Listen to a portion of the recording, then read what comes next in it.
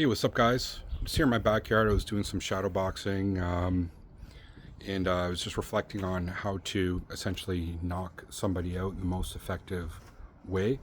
And so I'm going to give you all my reasoning and examples of how I've done in the past. I've gotten into a few fights in the past where I've knocked somebody down, and I've never truly knocked somebody out cold. So maybe some of you guys have more experience than me, but I feel like I have enough experience in the gym, sparring and such, where how to land a good punch. That's going to be the key to this, okay? And the tricks and techniques on how to do so. Because if you're going into a fight kind of blind and you don't have great fighting experience, then you're going against somebody who actually does, your odds are going to be very low in comparison. Okay, so it's like you're playing ping pong against a guy who plays ping pong for 2 years, and somebody who's never played ping pong in their whole life. The guy who's never played ping pong is just going to get smashed hard. So, but the thing is, so some of you guys might have some basic fighting experience or want to, and I'm going to give you my tricks and techniques. It's going to be more for that for you guys, okay, who might have some relatively good experience, okay. And why you should listen to me? I've been doing boxing now for over 2 years, and I train with a former Olympian in Canada and professional. He was, in ESPN fights. He had a really long career, and then him and his brother in specific, who I'm more friends with, he trains me. So obviously, his brother and the guy who was the pro, they all their life growing up they fought together. So, and when I go and fight with him, it's very much strong boxing sparring between the two of us. I can go as strong as I want, and he has knocked me down before as well. Okay, so I've given it and taken it, and I'm giving you my advice on what to do to do it properly. Okay, so first of all, the first thing I'm going to say to knock somebody out or to really land a clean punch, which is all about, is it's not necessarily like you have to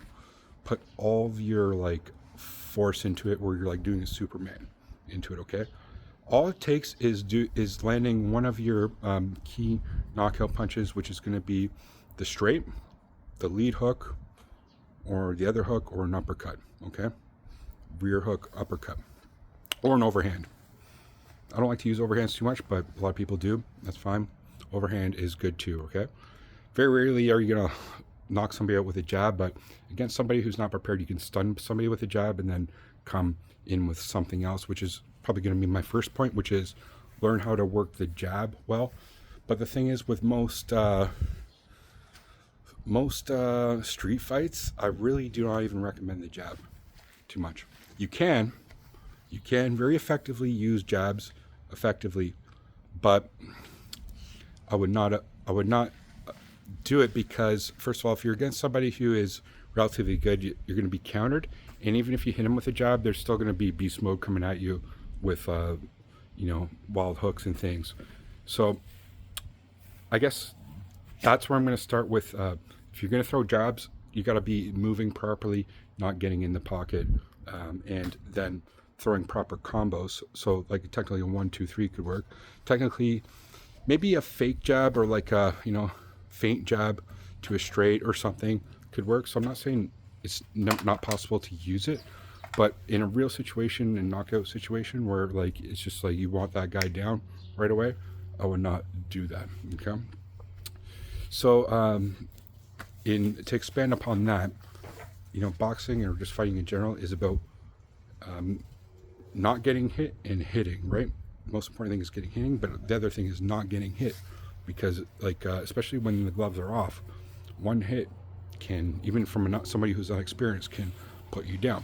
So you got to get your footwork down. You got to know range, how to test range and such.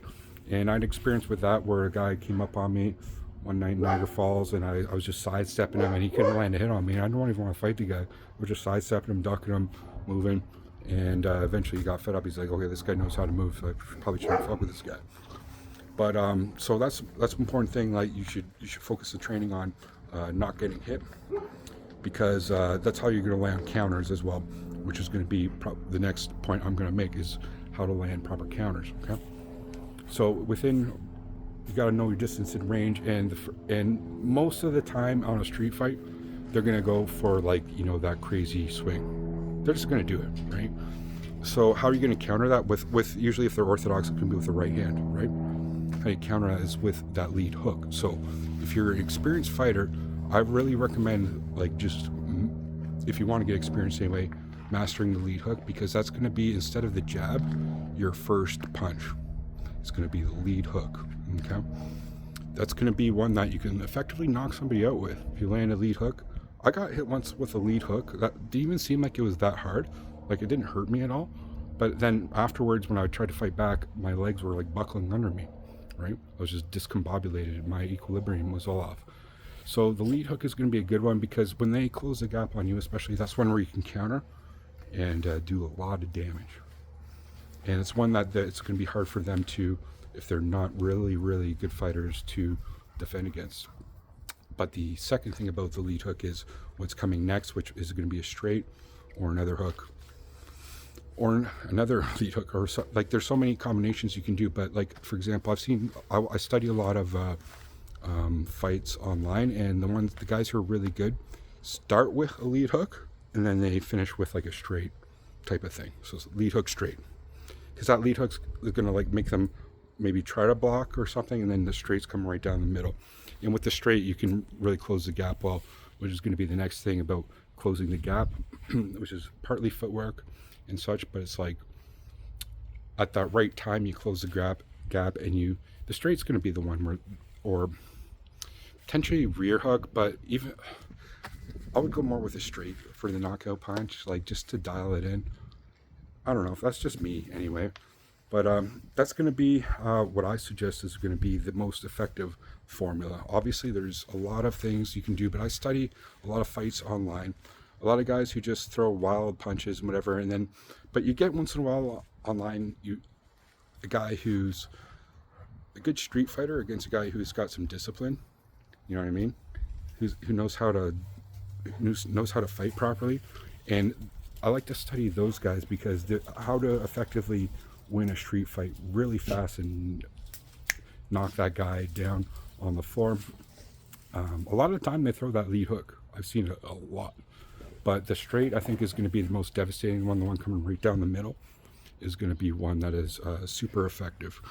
Now, I'm going to mention another thing, which some of y'all might not incorporate, and this might be a bit more one that is, I won't say advanced, but it's going to be throwing body shots in the combination as well, because that's one that they don't expect. So if you go top, bottom, and they come down, and you really connect with that bottom, then that's going to really hurt them more as well. So that's one where you can effectively finish them and put them down if you get one effectively to the bottom, being the solar plex, the liver, the kidneys, spleen, shot, whatever else, right? So that's going to be something to keep in mind too, that you can always throw that one to the bottom as well, to then finish up top. And my coach gave a perfect example of some time where this guy was fronting on him in, like, Shoppers Drug Mart, we call it here in it's like a pharmacy here in Canada. He's out front of there.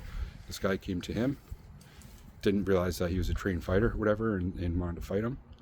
He threw a fake jab up top, straight to the solar plex. He said he felt the guy's spine. He just hit him so hard through there, and then finished with a hook up top.